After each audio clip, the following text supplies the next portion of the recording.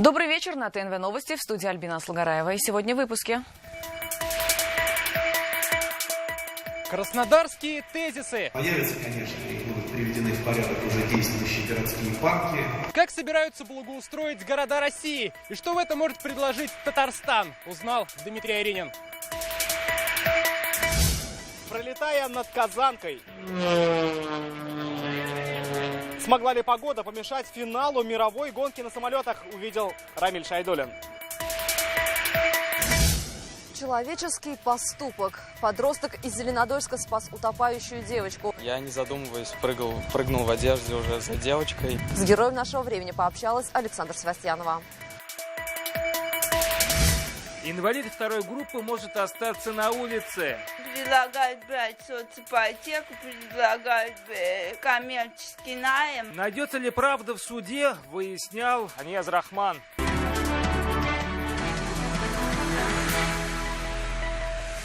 Опыт Татарстана изучает вся Россия. В Краснодаре во главе с Дмитрием Медведевым открылся партийный форум «Единой России», посвященный благоустройству городов. На встречу приехали около 1000 экспертов и партийных лидеров. Примеры привезла и делегация из нашей республики. Узнать, какими будут города будущего, в Краснодар отправился и мой коллега Дмитрий Аринин. Краснодарский парк культуры и отдыха имени 30-летия Победы. Пожалуй, лучший местный пример того, как можно благоустроить город.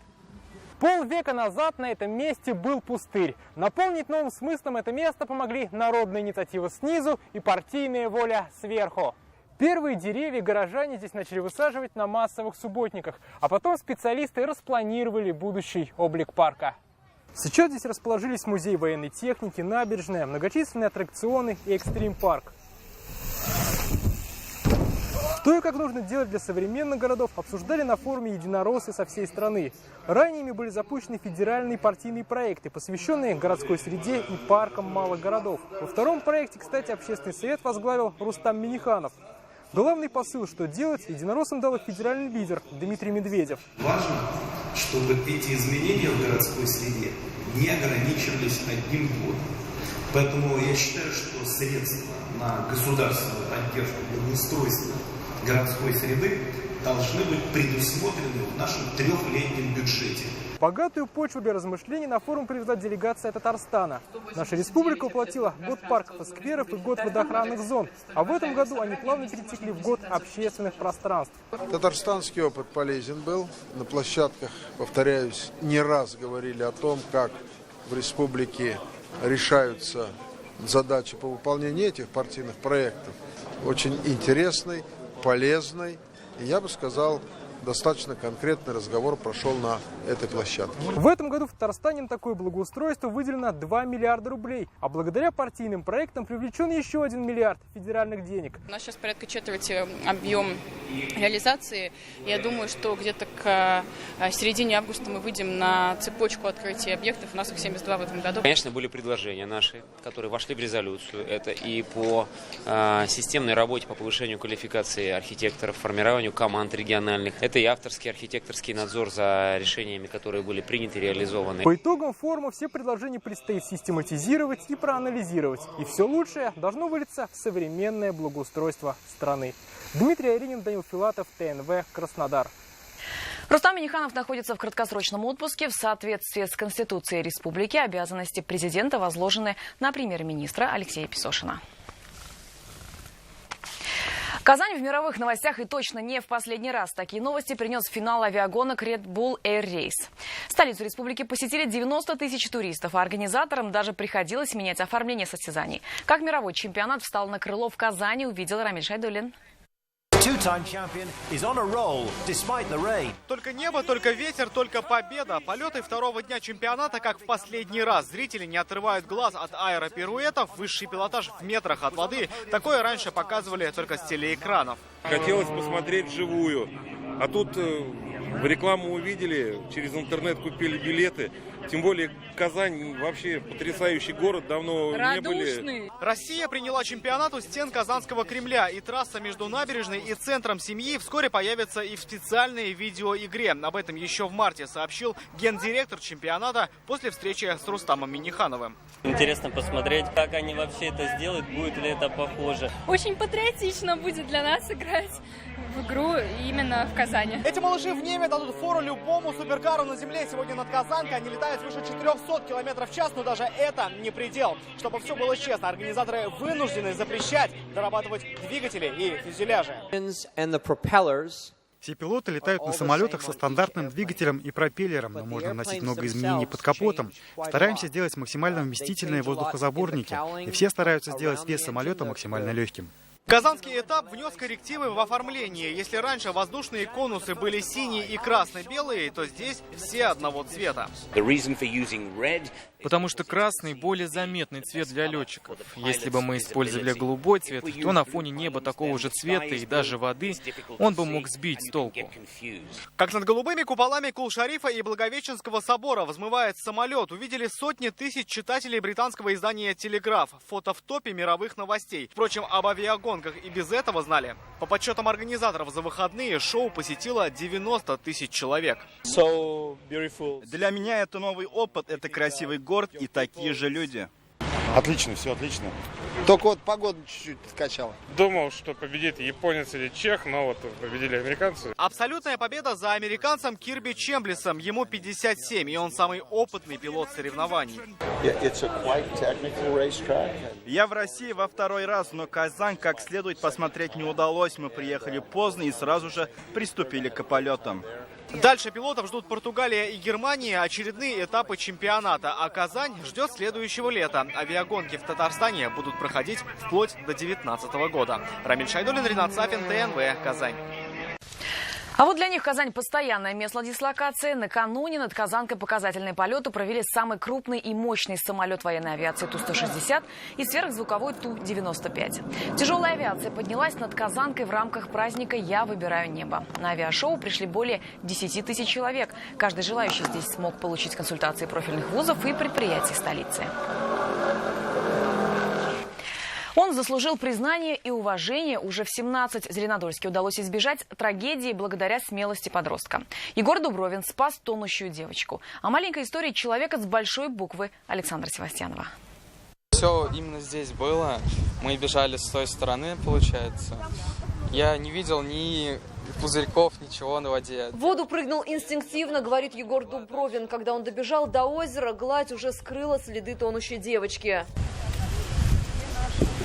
Зеленодольский городской парк. В самом его центре озеро. Излюбленное место горожан. В теплую погоду здесь особенно многолюдно и шумно. Неудивительно, что крики маленькой девочки услышали не сразу и не все. По счастливой случайности мимо проходила женщина с ребенком, Марина Тарасова, и позвала на помощь. Если бы дочка не подняла тревогу, девочка уже ушла под воду. Все, она уже ее, когда вытащили, она уже не дышала. Я, не задумываясь, прыгнул в одежде уже за девочкой. Там открыл глаза и увидел, что она уже бездвижная, запутанная в водорослях. Уже на берегу Егор с отцом оказали 9-летней Власе первую помощь. Признается, делал это впервые. Помогли уроки ОБЖ, сами собой всплывшие в памяти. Сразу в рот вода стала заливаться, но я пыталась как-то ей дышать. Потом я пыталась продержаться подольше в надежде, что кто-нибудь меня спасет. В этот день Власия с подружками играли на озере. Взрослых рядом не было. Бабушка осталась дома ждать мастера по ремонту. Даже не могла представить, что за это короткое время случится такое. Ведь купаться в озере запрещено. И девочка до сих пор не может объяснить, как оказалась на глубине. Там буквально 15-20 минут. Пошли. Я сижу дома. Под звонок пришла девчонка, принесла ей башмаки мокрые и тапочки, это самое, носки, лицо бледное. Вот рассказал. Сутки в реанимации, девочка жива-здорова и уже дома, а Егор прослыл местным героем. Я до сих пор считаю, что героического ничего не совершил. Я поступил, как должен был поступить любой человек на моем месте. А вот родные считают обратное. Сын совершил действительно достойный поступок. Бросился спасать человека, забыв о себе.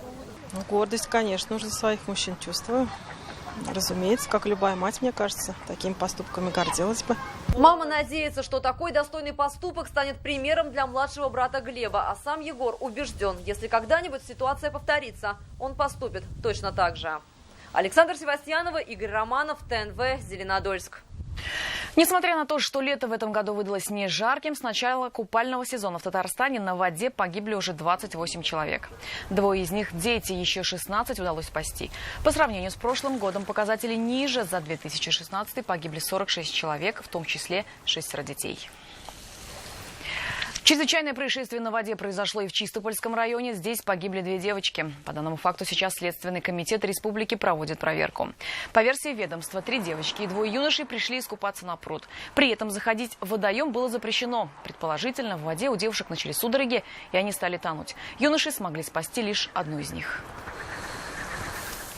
К другим темам. Инвалид 2-й группы может остаться без крыши над головой. Дом, где проживает Нина Борисенок и еще несколько семей, по решению администрации Зеленодольска должен пойти под снос. В 2011 году его признали аварийным, однако жильцы с таким решением не согласились и обратились в суд. Дело уже дошло и до Верховного. Подробности у Нияза Рахмана. Несмотря на церебральный паралич, Нина Борисенок не только сама все домашние дела выполняет, еще и помогает маме, которой уже 77 лет.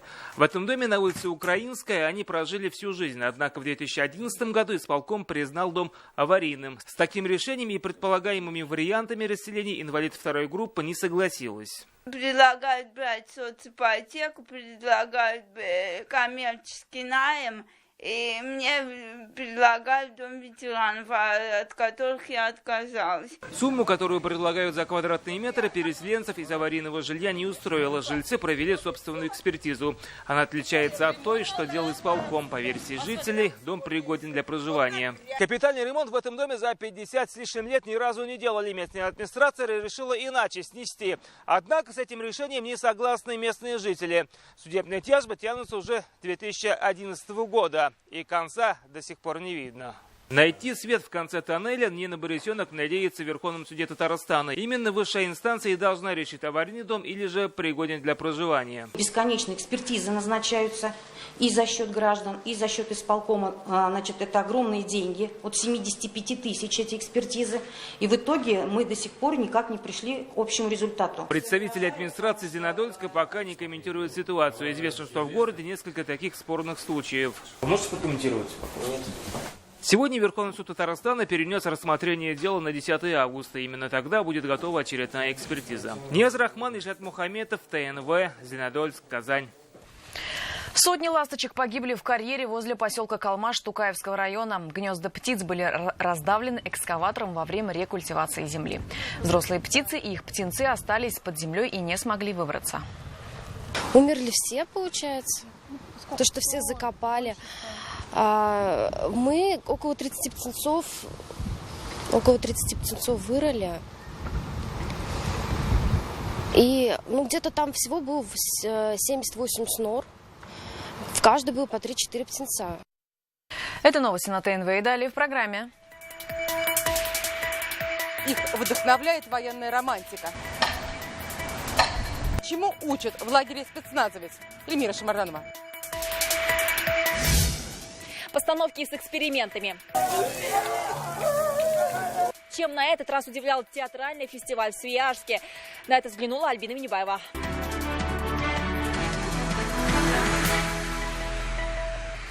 Участок Шелкового пути, проходящий по Татарстану, может войти в список наследия ЮНЕСКо. Сегодня об этом говорили Ментимир Шаймиев и господин Годжан, директор Международного центра ИКОМОС по сохранению наследия в Сиане, это Китай.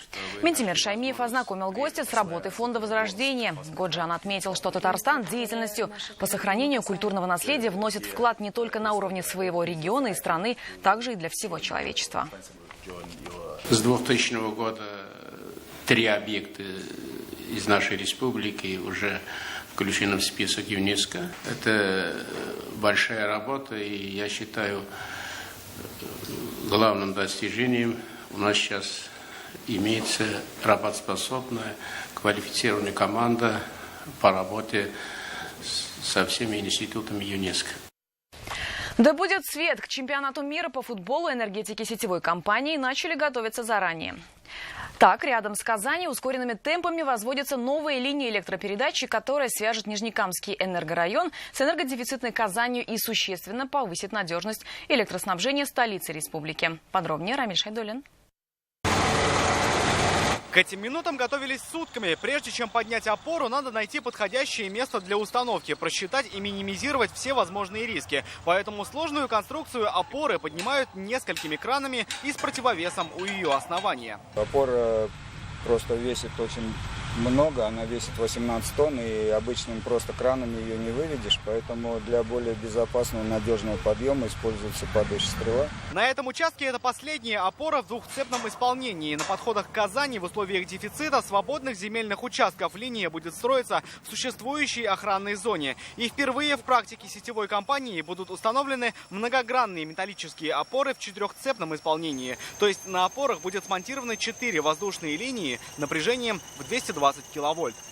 Потому что есть определенные режимы, когда не хватает мощности в Казанском энергорайоне. Лишить Казань перебоев с электричеством – цель мирового значения. В столице Татарстана пройдут матчи чемпионата мира по футболу. Этого ждать до следующего лета, но вдвое больше света сетевики обещают уже к зиме этого года. Мы начали на подстанции Щелокова, завершится он на подстанции Центральная. Линия вообще предназначена для увеличения надежности Казанского энергорайона. Обеспечить ввод нового объекта энергетики обещает уже к началу следующего года. Новая линия станет частью энергетического кольца республики и позволит энергетикам сетевой обеспечивать проведение в столице футбольного мундиаля 2018 года в соответствии с высокими мировыми требованиями к качеству и надежности электроснабжения. В чем, в принципе, мы и не сомневаемся, учитывая универсиаду, водный чемпионат и недавно прошедший Кубок Конфедераций. Полоса препятствий, огневая подготовка, рукопашный бой – это занятие из распорядка дня воспитанников военного лагеря. Сегодня в Парке Победы прошло торжественное открытие республиканской профильной смены «Аврора. Юный спецназовец». Подробности далее. На плацу в строю мальчишки и девчонки. Пока не успели выработать командные голоса, да и приказы командира не совсем синхронно выходят.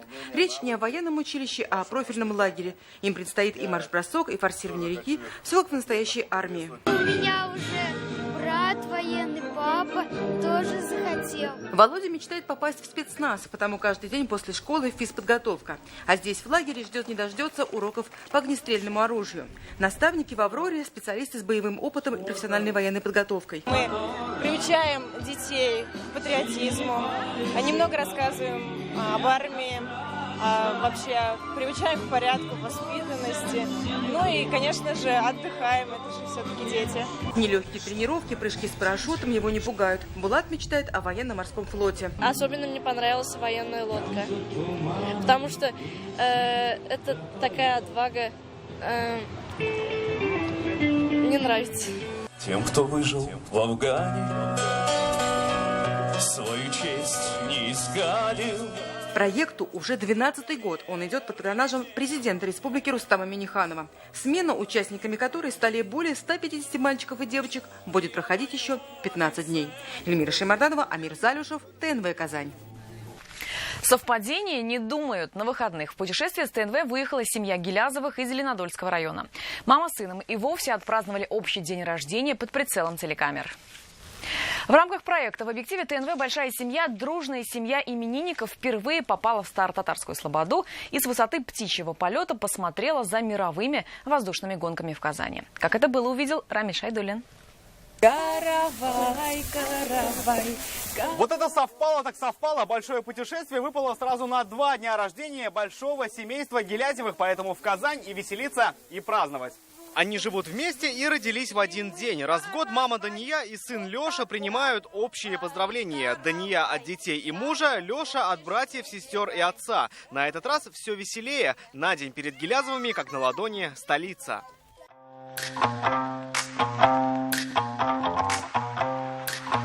Свой общий день рождения Гилязовы мечтали отметить необычно, тем более в юбилей прикоснуться к чему-то прекрасному. И вот, наконец, сбываются все мечты. И первый подарок – это виды Старо-Татарской слободы. Старо-Татарская слобода была сформирована после покорения Казани войсками Ивана Грозного. Впервые семья в одном из древнейших районов Казани и узнала, как жили еще в прошлом тысячелетии. люди жили бедно, а сейчас все есть. Тут можно и татарам жить вместе, и русским, а там по отдельности. Какой праздник без сладких угощений и какое торжество без ярких эмоций. День рождения Гилязовых на высоте и продолжается уже над Казанью, где рукой подать до мировых авиагонок. Путешествие с ТНВ выпало на мировые состязания. Такое зрелищное событие вживую младшие увидели впервые. Сначала с аттракциона, а затем и в полете. Испугался сразу, не понял, что произошло.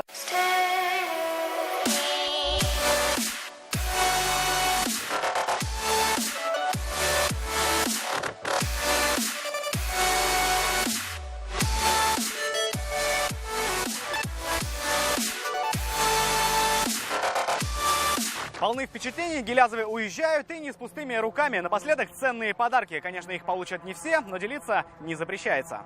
Половина большой семьи Гилязовых – приемные дети, но сроднились так, что сегодня их с трудом отличишь. Играют вместе, отдыхают тоже. На дне рождения мамы и брата, всей семьей. Все дети у нас остались довольны, и я сама. Вот. А сегодня 45-летие, это такой юбилей, это от ТНВ был такой прекрасный подарок. Эти слова говорят сами за себя. После головокружительного выходного Гилязовы уезжают домой. День рождения он до самого вечера. Продолжение дома, в кругу родных, по-семейному. Рамиль Шайдуллин, Игорь Романов, ТНВ, Казань. 10 дней, чтобы создать свой эскиз. В Свияжске завершилась театральная лаборатория «Свияжская артель». 3 команды, которые создавали свою вариацию на тему ограничений. В этом смысле даже Островград, как изолированное место, помог режиссерам и актерам. Альбина Минибаева увидела все своими глазами. Читает он очень много, с превеликим удовольствием. Половину жалования он тратит на покупку книг. Знакомые чеховские строки на улице Палата номер 6. Это взгляд на произведение Антона Павловича от воронежского режиссера Михаила Бычкова. Времени на постановку экстремально мало – 10 дней. Таковы условия театральной лаборатории в Свияжске. Очень хороший опыт для актера, чтобы оказаться в 10-дневной программе и поднять такой огромный пласт. В зрительном зале аншлаг. Те, кто не успел занять место, остались наблюдать возле реквизита. Настоящая пожарная машина, и задействована здесь не ради безопасности, а будет использоваться на финальной сцене спектакля. А зрителям, которым не хватило места, стоят здесь и следят за происходящим возле забора.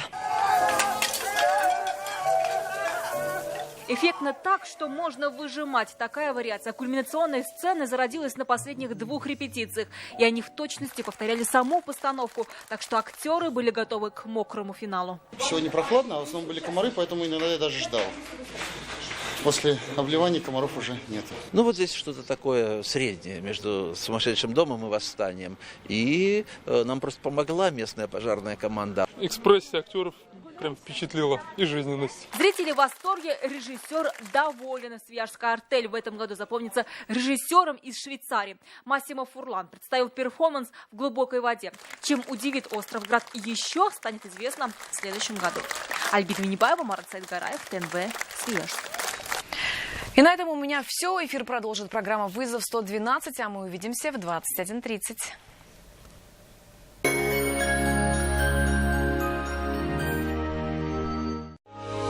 Прекрасна наша Родина. Где еще найти такие просторы, леса, реки? Мы должны сохранить эту красоту для потомков. 2017 год экологии в России. Казань-Оргсинтез.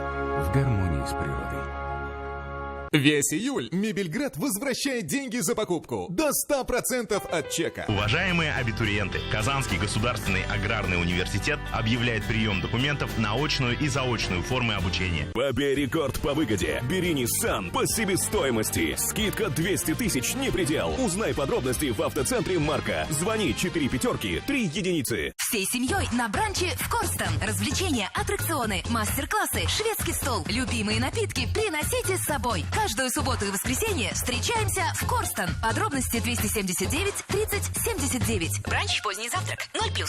Маршрут Казань-Лениногорск на комфортабельном микроавтобусе. Стоимость проезда 250 рублей. Телефон 8 986 912 9202. Только до конца июля. Лада Гранта с выгодой до 60 тысяч рублей. Автомобили в наличии. Успей купить выгодно. Автоцентр «Парус». Болгар радиосы концертлар сезонын ача. 30 август пирамидада зур бәйрәм концерты. Эстрадыбызның якты йолдызлары, махсус кунаклар, уен көлке. Бәйрәм кичен якыннарыгыз белән күңел үткәргә теләсәгез, Болгар радиосы концертына рәхим итегез. Баштана 18 сәгатьтә.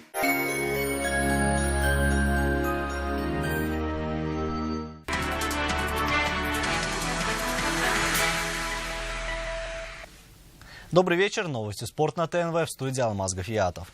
Абсолютный триумф татарстанцев на ралли. Команда КамАЗ-Мастер снова празднует победу. Все 3 призовых места ралли «Шелковый путь» завоевала «Синяя армада». Обновленные автомобили и опытные пилоты не оставили шансов своим соперникам. Почему другие экипажи не могут угнаться за камазовцами, смотрите в нашем сюжете. 9600 километров пути, маршрут Россия, Казахстан, Китай уже позади. Экипаж Дмитрия Сотникова по результатам общего зачета занял 1-е место в категории грузовиков. Команда Антона Шибалова на 2-м месте. И 3-я строчка достается экипажу Айрата Мардеева. Особенно приятно, что 1-е место занимает грузовик новинка этого года, которым пилотировал Дмитрий.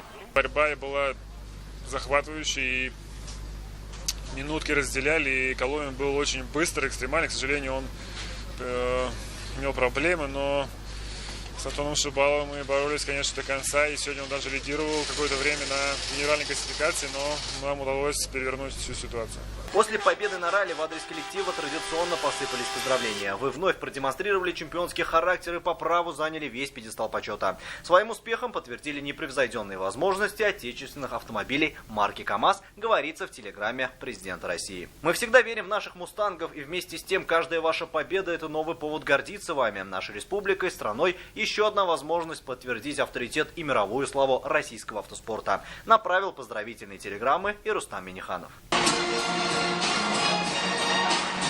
Сегодня победители ралли возвращаются домой. Встреча команды назначена на 22:30 в аэропорту Бегишева, набережных Челнов. Алмаз Гафиятов, ТНВ, Китай. Евгения Косецкая одержала победу в международном турнире по бадминтону Russian Open, который прошел с 18 по 23 июля во Владивостоке. Представительница сборной Татарстана, студентка Поволжской академии, завоевала золото в женском одиночном разряде. В финале спортсменка преодолела сопротивление малазийки Софии Чех. Отметим, что в начале июля Косецкая также выиграла международное соревнование White Knights, что позволило ей подняться на 38-ю строчку в мировом рейтинге и показать лучший результат среди представительниц нашей страны. А в эти дни в турецком городе Самсун проходят 23-й сурдолимпийские летние игры. Это аналог Олимпиады для людей с нарушениями слуха. В воскресенье в борьбу за медали вступили легкоатлеты, среди которых был и студент Поволжской академии физической культуры, спорта и туризма Иван Пакин. По итогам соревнований он завоевал золотую медаль в тройном прыжке. Отметим, что после 6 соревновательных дней в медальном зачете лидирует сборная России. В активе наших спортсменов 32 золотые, 25 серебряных и 11 бронзовых медалей. И это все новости спорта к данной минуте. Будьте здоровы и занимайтесь спортом. До свидания.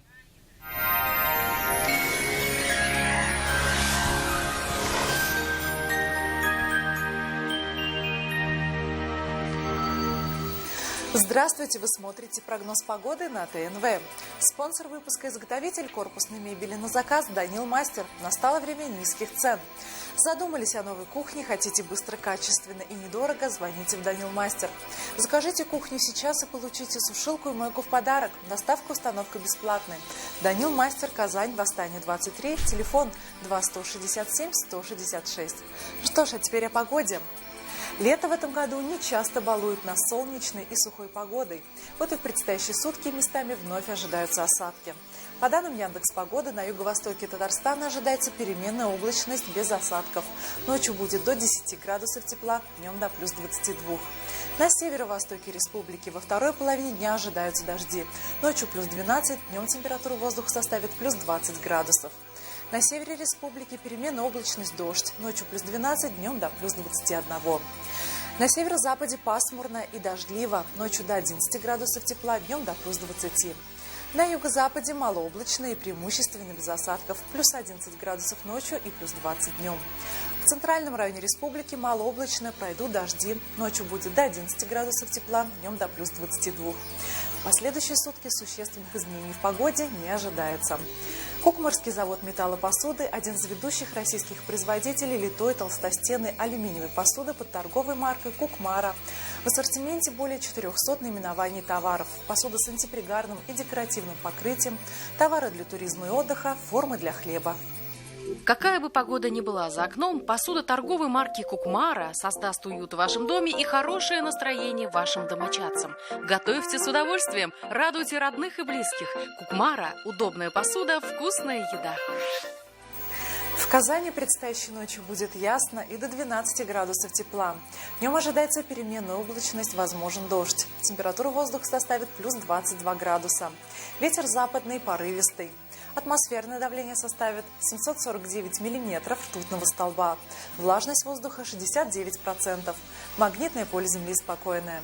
Это были все новости о погоде. В студии была Маргарита Павлушина. До свидания.